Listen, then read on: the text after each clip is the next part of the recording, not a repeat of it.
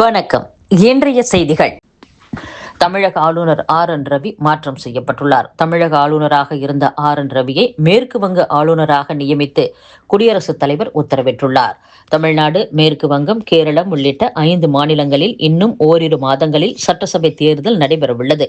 இந்த சூழலில் மேற்கு வங்காள ஆளுநர் ஆனந்த் போஸ் தனது பதவியை திடீரென ராஜினாமா செய்தார். இந்நிலையில் தமிழ்நாடு, மேற்கு வங்காளம், நாகாலாந்து, பீகார் உள்ளிட்ட 9 மாநிலங்கள் மற்றும் யூனியன் பிரதேசங்களில் ஆளுநர்களை மாற்றம் செய்து குடியரசுத் தலைவர் உத்தரவிட்டுள்ளார். அதன்படி தமிழக ஆளுநராக இருந்த RN ரவியை மேற்கு வங்க ஆளுநராக நியமித்து குடியரசுத் தலைவர் உத்தரவிட்டுள்ளார். கேரள ஆளுநர் ஸ்ரீ ராஜேந்திர விஸ்வநாத் அர்லேக்கருக்கு தமிழக ஆளுநராக கூடுதல் பொறுப்பு வழங்கப்பட்டுள்ளது.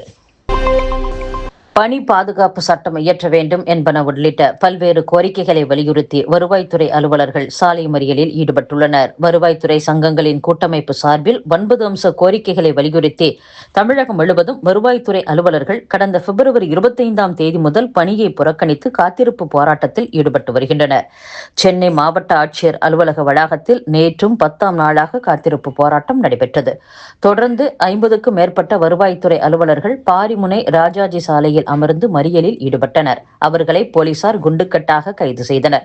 தமிழகம் முழுவதும் வருவாய்த்துறையினர் போராட்டம் நடத்தி வருவதால் வரி வசூல், ஜாதி, வருமானம், இருப்பிட சான்றிதழ் வழங்கும் பணி, பட்டா மாற்றம் என ஏராளமான பணிகள் நடைபெறாமல் உள்ளன. இதனால் மக்கள் கடுமையாக பாதிக்கப்பட்டுள்ளனர். இதுகுறித்து அரசு கவலைப்படாமல் வருவாய்த்துறை அலுவலர்கள் போராட்டத்தை கண்டுகொள்ளவில்லை. இது போராட்டத்தில் ஈடுபட்டோரிடம் கடும் அதிர்ச்சியை ஏற்படுத்தியுள்ளது.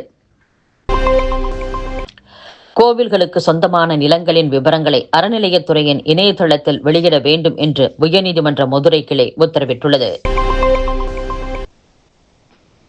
புதுச்சேரியில் மகன்களை பாலியல் வன்கொடுமை வழக்கில் கைது செய்ததாக கூறி 2 பேரிடம் மோசடி கும்பல் 15 லட்சம் ரூபாயை ஏமாற்றியுள்ளது.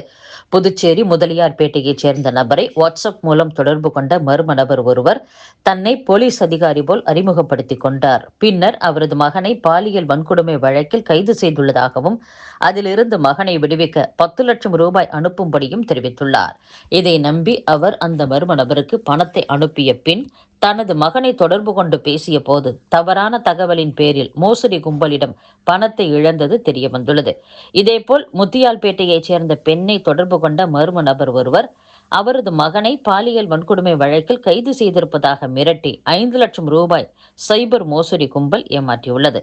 இது குறித்த புகார்களின் பேரில் புதுச்சேரி சைபர் கிரைம் போலீசார் வழக்கு பதிவு செய்து விசாரித்து வருகின்றனர்.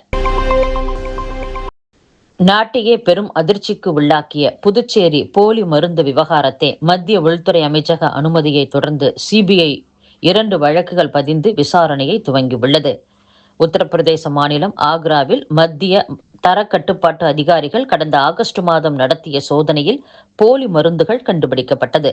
அதன் அடிப்படையில் நடந்த விசாரணையில் புதுச்சேரி ரெட்டியார்பாளையத்தில் வசித்து வரும் சிவகங்கை மாவட்டத்தைச் சேர்ந்த ராஜா என்ற வள்ளியப்பன் பிரபல நிறுவனங்கள் பெயரில் போலி மருந்துகள் தயாரித்து நாடு முழுவதும் விற்பனை செய்தது தெரியவந்தது.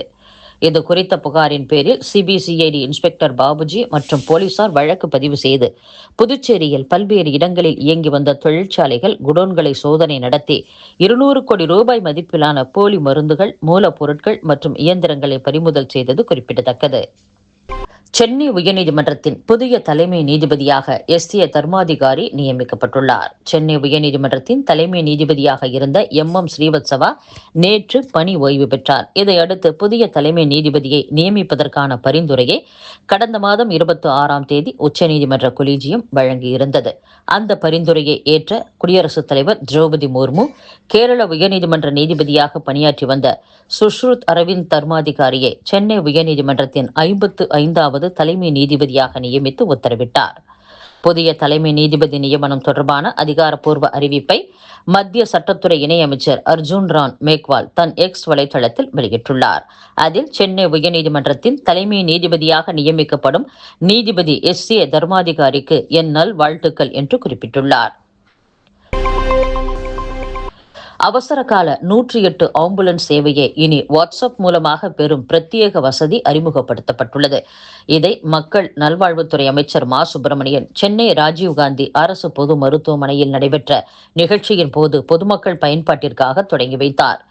நாள்தோறும் கட்டுப்பாட்டு அறைக்கு 10,000த்திற்கும் மேற்பட்ட அழைப்புகள் வருவதாக தகவல்கள் தெரிவிக்கின்றன. பெருநகரங்களை பொறுத்தவரை அழைப்பு கிடைக்கப்பெற்ற 6.59 நிமிடங்களிலும், நகர்ப்புறங்களில் 9.40 நிமிஷங்களிலும், கிராமப்புறங்களில் 11.31 நிமிடங்களிலும் ஆம்புலன்ஸ் வாகனங்கள் சென்றடைகின்றன. மலைப்பிரதேசங்களில் 13.18 நிமிடங்களிலும் அந்த சேவை கிடைப்பதாக தெரிவிக்கப்படுகிறது. இந்த கால அளவை மேலும் குறைக்கும் நோக்கில் 9450300725 என்ற வாட்ஸ்அப் எண் வாயிலாக ஆம்புலன்ஸ் சேவையை பெறும் வசதி தொடங்கப்பட்டுள்ளது.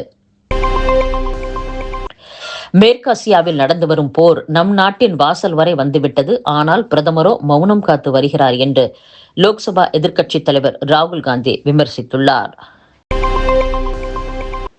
பீகார் அரசியலில் 20 ஆண்டுகளுக்கு மேலாக கோலோச்சிய முதலமைச்சர் நிதிஷ்குமார் ராஜ்யசபா எம்பி பதவிக்கு மனு தாக்கல் செய்ததை அடுத்து அதிருப்தியும் ஆவேசமும் அடைந்த அவரது கட்சி தொண்டர்கள் பாட்னாவில் உள்ள கட்சி அலுவலகத்தை அடித்து நொறுக்கி தங்கள் எதிர்ப்பை தெரிவித்துள்ளனர்.